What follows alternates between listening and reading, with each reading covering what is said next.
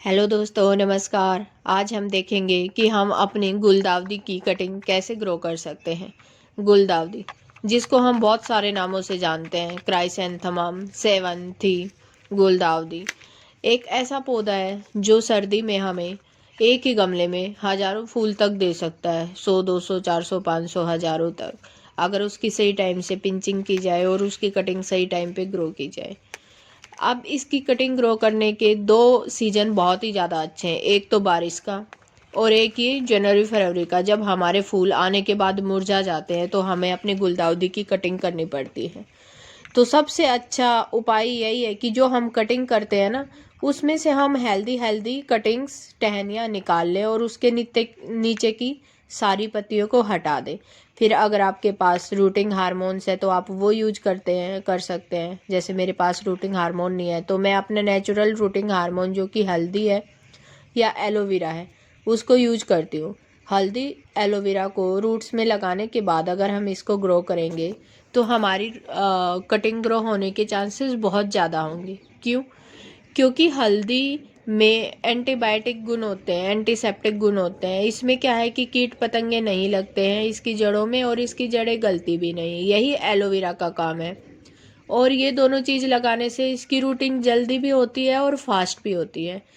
इसकी कटिंग लगाने के लिए अगर आप 100% रिजल्ट चाहते हैं कि कटिंग अच्छे से ग्रो हो, ज़्यादा से ज़्यादा कटिंग हो जाए आपके पास, तो मैं सजेस्ट करूँगी कि आप पूरी रेतीली मिट्टी में ही लगाएं इसको।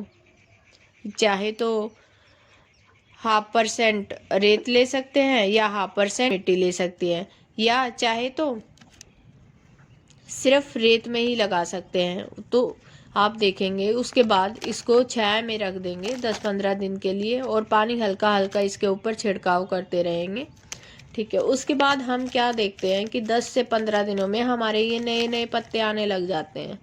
नए नए पत्ते आने लग गए, इसका मतलब हमारी कटिंग ख़राब नहीं हुई है, वो हमारी कटिंग बिल्कुल ठीक है।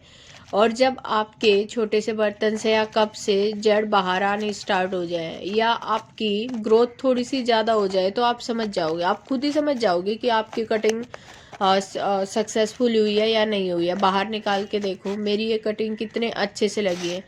नो डाउट कि मेरी कटिंग्स के जो पत्ते हैं, बीच बीच वाले पत्ते हैं, या किसी किसी कटिंग में आपको ऐसे भी दिखेगा कि पूरी ही सूख गई है, पर आप उसको ध्यान से देखना, उसमें छोटे छोटे हरे ग्रीन पत्ते इसके बाहर निकल रहे हैं, तो इसका मतलब वो सक्सेसफुल है, उसमें रूट्स बनी हुई हैं। अभी आप देखोगे कि मैंने 2 रूट्स निकाले, इसमें ये जो ऐसा वाला दिख रहा है ना, जिसमें बिल्कुल ही लग रहा है कि ये तो मर गई है, वो भी मरी नहीं है।